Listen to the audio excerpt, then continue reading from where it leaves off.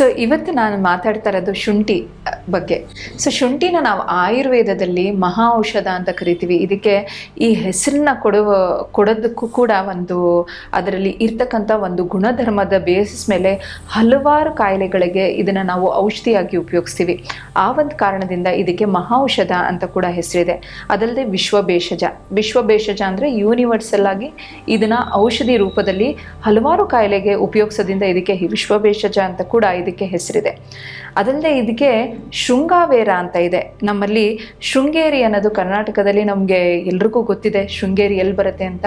ಶೃಂಗೇರಿ ಅಂತ ಹೆಸರು ಬಂದಿರೋದು ಈ ಶೃಂಗಾವೇರ ಅಥವಾ ಶುಂಠಿ ಎಲ್ಲಿ ಹೆಚ್ಚಾಗಿ ಬೆಳೆಯುತ್ತೋ ಆ ಜಾಗದಕ್ಕೆ ನಾವು ಶೃಂಗೇರಿ ಅಂತ ಹೆಸರು ಬರುತ್ತೆ. ಸೊ ಈ ಶೃಂಗಾವೇರ ಅಂದರೆ ಈ ಒಂದು ಶುಂಠಿಯ ಬಗ್ಗೆ ಗುಣಧರ್ಮಗಳು ಹೇಳಬೇಕು ಅಂದರೆ, ಮೊದಲನೇದಾಗಿ ಇದು ನಾವು ತಿಂದಾಗ ಸ್ವಲ್ಪ ಮಟ್ಟಿಗೆ ಪಂಜೆಟ್ ಅಥವಾ ಕಟುವಾಗಿರುತ್ತೆ, ಖಾರವಾಗಿರುತ್ತೆ. ಆದರೆ ದೇಹಕ್ಕೆ ಇದು ಮಾಡ್ತಕ್ಕಂಥ ಕೆಲಸ ಸ್ವಲ್ಪ ಮಟ್ಟಿಗೆ ಕಾಮ್ ಡೌನ್ ಮಾಡೋದು, ಎಲ್ಲ ಥರದ ದೋಷಗಳನ್ನು ಸಾಮಾನ್ಯವಾಗಿ ಅದನ್ನು ಸಾಧಾರಣವಾಗಿ ಪ್ಯಾಸಿಫೈ ಮಾಡತಕ್ಕಂಥದ್ದಾಗಿರ್ಬೋದು, ಪಿತ್ತವನ್ನು ಸ್ವಲ್ಪ ಮಟ್ಟಿಗೆ ಹೆಚ್ಚು ಮಾಡೋದಕ್ಕೂ ಕೂಡ ಇದು ಸಹಾಯ ಮಾಡುತ್ತೆ. ನಾವು 2 ರೀತಿಯ ಶುಂಠಿಯನ್ನು ಉಪಯೋಗಿಸ್ತೀವಿ ಅಡುಗೆಯಲ್ಲಿ.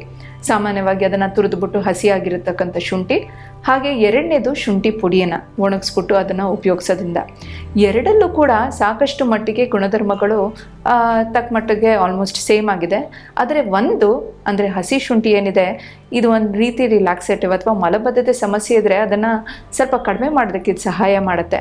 ಆದರೆ 2ನೇದು ಒಣಶುಂಠಿ ಪುಡಿ ಸ್ವಲ್ಪ ಅದನ್ನು ಕಾನ್ಸ್ಟಿಪೇಟ್ ಮಾಡ್ತಕ್ಕಂಥ ಒಂದು ಕೆಪಾಸಿಟಿ ಅದರಲ್ಲಿ ಇರುತ್ತೆ ಅಂತ. ಸೊ ಇವಾಗ ಈ ಹಸಿ ಶುಂಠಿಯನ್ನು ನಾವು ಎಲ್ಲೆಲ್ಲಿ ಉಪಯೋಗಿಸ್ಕೋಬೋದು? ಮೊದಲನೇದಾಗಿ ಇದು ನಾನು ಶುಂಠಿಯ ಬಗ್ಗೆ ಸಾಮಾನ್ಯವಾಗಿ ಹೇಳಬೇಕು ಅಂದರೆ, ಮೊದಲನೇದಾಗಿ ಇದು ಕೆಮ್ಮು ಅಥವಾ ಒಂದು ಗಂಟ್ಲಲ್ಲಿ ಯಾವಾಗಲೂ ಕಫ ತುಂಬಿಕೊಂಡಿದೆ ಅಥವಾ ಯಾವಾಗಲೂ ಒಂಥರ ಹೋರ್ಸ್ನೆಸ್ ಅಥವಾ ಒಂಥರ ಕಫದ್ದು ಒಂದು ಸಮಸ್ಯೆ ಇದೆ ಅಂತ ಇದ್ದಾಗ ಶುಂಠಿ ರಸ ಅದನ್ನು ತುರಿದ್ಬಿಟ್ಟು ಅದರಲ್ಲಿ ಇರ್ತಕ್ಕಂಥ ಜ್ಯೂಸನ್ನು ಸ್ಕ್ವೀಸ್ ಔಟ್ ಮಾಡೋದು, ಒಂದು ಅರ್ಧ ಚಮಚ, ಅದಕ್ಕೆ 1 ಚಮಚ ಅಷ್ಟು ಜೇನುತುಪ್ಪ, ಇದನ್ನು ಬೆರೆಸ್ಬಿಟ್ಟು ಡೇಲಿ ಒಂದು ಡೋಸಾಗಿ ಯಾವಾಗ ನೆಗಡಿ ಕೆಮ್ಮು ಈ ಥರ ಹೆಚ್ಚಾಗಿರುತ್ತೋ ಇದನ್ನು ಕುಡಿತಾ ಬಂದರೆ ಈ ಒಂದು ಸಮಸ್ಯೆ ಕಮ್ಮಿ ಆಗುತ್ತೆ. ಹಾಗೆ ಕಫ ಕಟ್ಟೋದಾಗಲಿ ಅಥವಾ ಇಮ್ಯುನಿಟಿ ಸ್ವಲ್ಪ ಮಟ್ಟಕ್ಕೆ ಕಮ್ಮಿ ಇದ್ದು ಸ್ವಲ್ಪ ಹೊರಗಡೆ ಹೋಗಿ ಬಂದರೆ ಸಾಕು ಅಥವಾ ಥಂಡಿಯಾಗಿರೋ ವಾತಾವರಣದಲ್ಲಿ ಎಕ್ಸ್ಪೋಸ್ ಆದರೆ ಸಾಕು ನೆಗಡಿ ಶುರು ಆಗೋರಿಗೆ ಇದು ಒಂದು ಒಳ್ಳೆ ಮನೆಮದ್ದು. ಅದು ಅಲ್ಲದೆ ಇದ್ರದ್ದು 2ನೇದು ತುಂಬ ಚೆನ್ನಾಗಿ ಇರ್ತಕ್ಕಂಥದ್ದು, ಎಲ್ರಿಗೂ ಬೆನಿಫಿಷಿಯಲ್ ಆಗಿರ್ತಕ್ಕಂಥದ್ದು, ಇದ್ರದ್ದು ಡೈಜೆಸ್ಟಿವ್ ಕೆಪಾಸಿಟಿನ ಹೆಚ್ಚು ಮಾಡ್ತಕ್ಕಂಥದ್ದು. ಎಸ್ಪೆಷಲಿ ಮಕ್ಕಳಲ್ಲಿ ಅವರಿಗೆ ಹಸಿವು ಅನ್ನೋದು ಅವರ ಆಟದ ಗಮನದಲ್ಲಿ ಅವರು ಸರಿಯಾಗಿ ಸಮಯದಲ್ಲಿ ತಿನ್ನಲ್ಲ. ಆ ಒಂದು ತೊಂದರೆಯಲ್ಲಿದ್ದಾಗ ಅವರು ಶುಂಠಿಯನ್ನು ಮನೆಯಲ್ಲಿ ಎಲ್ಲ ಅಮ್ಮಂದರು ಇದನ್ನು ಮಾಡ್ಕೊಳ್ಬೋದು. ಶುಂಠಿ ಹಣ್ಣಿ ಸಣ್ಣದಾಗಿ ಇದನ್ನು ಕಟ್ ಮಾಡ್ಕೊಳ್ಳೋದು, ಅದ್ರ ಮೇಲೆ ಸೈಂಧವ ಉಪ್ಪನ್ನು ಅದ್ರ ಮೇಲೆ ಹಾಕಿ ಇದನ್ನು ಬಿಸಿಲಲ್ಲಿ ಕವರ್ ಮಾಡಿಬಿಟ್ಟು ಒಣಗಿಸೋದು. ಒಂದು 7 ದಿನದಾದಮೇಲೆ ಇದು ತುಂಬ ರುಚಿಯಾಗಿರುತ್ತೆ, ತಿನ್ನೋಕ್ಕೂ ಕೂಡ ತುಂಬ ಚೆನ್ನಾಗಿರುತ್ತೆ. ಇದನ್ನು ಮಕ್ಕಳಿಗೆ ತಿನ್ನಿಸೋದ್ರಿಂದ ಅವ್ರಿಗೆ ಆಹಾರದಲ್ಲಿ ಒಂದು ಎಪಿಟೈಸರ್ ಆಗಿ ಕೆಲಸ ಮಾಡುತ್ತೆ. ಹಾಗೆ ಏನು ಆಹಾರ ತಿಂದಿರ್ತಾರೋ ಅದನ್ನು ಜೀರ್ಣಿಸ್ಕೊಳ್ಳೋಕ್ಕೂ ಕೂಡ ಇದು ಸಹಾಯ ಮಾಡುತ್ತೆ.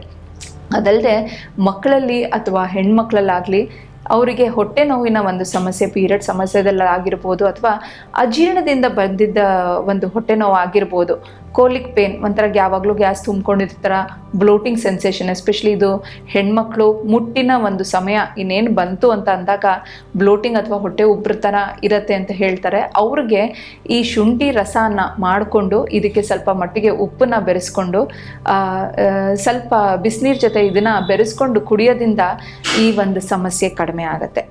ಅದಲ್ಲದೆ ಇವಾಗ ಯಾವಾಗಲೂ ಒಂಥರ ಲೆಥಾರ್ಜಿಕ್ ಅಂದರೆ ಕೆಲಸ ಮಾಡೋಕ್ಕೆ ಆಸಕ್ತಿ ಇಲ್ಲದೆ ಇರೋದು, ಯಾವಾಗಲೂ ನಿದ್ದೆ ಥರ ಇರೋದು, ಅಥವಾ ಅವರು ತುಂಬ ರಾತ್ರಿ ಹೊತ್ತೆಲ್ಲ ಅವ್ರಿಗೆ ನಿದ್ದೆ ಮಾಡಿದ್ರು ಕೂಡ ಮಾರನೇ ದಿನ ಇನ್ನೂ ಸ್ವಲ್ಪ ಮಟ್ಟಿಗೆ ನಿದ್ದೆ ಮಾಡಬೇಕು ಅಂತ ಅವ್ರಿಗೆ ಒಂಥರ ಎಚ್ಚರಿಕೆ ಒಂದು ರೀತಿಯಲ್ಲಿ ತರ್ಸೋಕ್ಕೆ, ಹಾಗೆ ದೇಹದಲ್ಲಿರ್ತಕ್ಕಂಥ ಒಂದು ಚುರುಕುತನನ ಹೆಚ್ಚು ಮಾಡೋಕ್ಕೆ ಶುಂಠಿ ರಸನ ಸ್ವಲ್ಪ ಮಟ್ಟಿಗೆ ಲೆಮನ್ ಜ್ಯೂಸ್ ಅಥವಾ ನಿಂಬೆ ಹಣ್ಣಿನ ಒಂದು ರಸ, ನೀರು ಹಾಗೆ ಉಪ್ಪು, ಇದು 4 ಬೆರೆಸ್ಬಿಟ್ಟು ಅವರಿಗೆ ಸ್ವಲ್ಪ ಬೇಕಾದರೆ ಅದಕ್ಕೆ ಜೇನುತುಪ್ಪವನ್ನು ಕೂಡ ಹಾಕೊಳ್ಬೋದು, ಆದರೆ ಬಿಸಿ ನೀರಿಗೆ ಹಾಕೊಳ್ಬಾರ್ದು.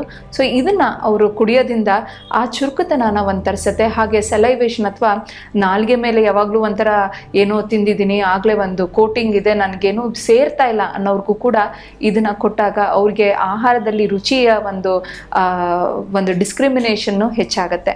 ಸೊ ಶುಂಠಿಯ ಇದು ಕೆಲವು ಪ್ರಾಪರ್ಟೀಸ್. ಅದಲ್ಲದೆ ಶುಂಠಿನ ನಾವು ಬಾಣಂತನದಲ್ಲಿ ತುಂಬ ಹೆಚ್ಚಾಗಿ ಉಪಯೋಗಿಸ್ತೀವಿ. ಕೇಳಿರ್ತೀರ ಶುಂಠಿ ಲಡ್ಡು ಅನ್ನೋದು ಅಥವಾ ಶುಂಠಿ ಲೇಹ. ಯಾತಕ್ಕೆ ಇದನ್ನು ಕೊಡ್ತಾರೆ ಅಂದರೆ ಇದು ಇವಾಗ ಒಬ್ಬಳು ಬಾಣಂತಿಯ ಒಂದು ದೇಹದಲ್ಲಿ ಆಗ್ತಕ್ಕಂಥ ಚೇಂಜಸ್ಗೆ ಇದು ತುಂಬ ಸೂಕ್ತವಾಗಿರೋದು. ಮತ್ತು ಎರಡನೇದು, ಅವರಿಗೆ ಹಾಲು ಉಣಿಸೋವಾಗ ಹಾಲಿನಲ್ಲಿ ಏನಾದರೂ ದೋಷಗಳಿದ್ದರೆ ಅದನ್ನು ಕಡಿಮೆ ಮಾಡೋಕ್ಕೂ ಕೂಡ ಈ ಶುಂಠಿನ ಉಪಯೋಗಿಸ್ಬೋದು.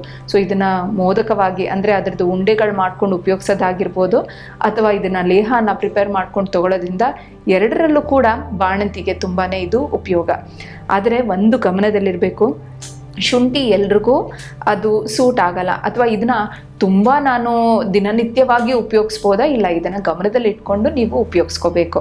ಇವಾಗ ಶುಂಠಿಯನ್ನು ನಾವು ಯಾವಾಗ ತುಂಬ ದಿನದಿಂದ ಉಪಯೋಗಿಸ್ತಾ ಇದ್ರೆ, ಅಥವಾ ಕೆಲವರಿಗೆ ಎಸಿಡಿಟಿಯ ಒಂದು ಇಶ್ಯೂ ಇರುತ್ತೆ, ಅವರಿಗೆ ಹೊಟ್ಟೆ ಉರಿ ಸಮಸ್ಯೆ ಇರುತ್ತೆ, ಅಂಥವರು ಇದನ್ನು ಗಮನದಲ್ಲಿ ಇಟ್ಕೊಂಡು ಇದನ್ನು ಸೇವನೆ ಮಾಡಬೇಕು.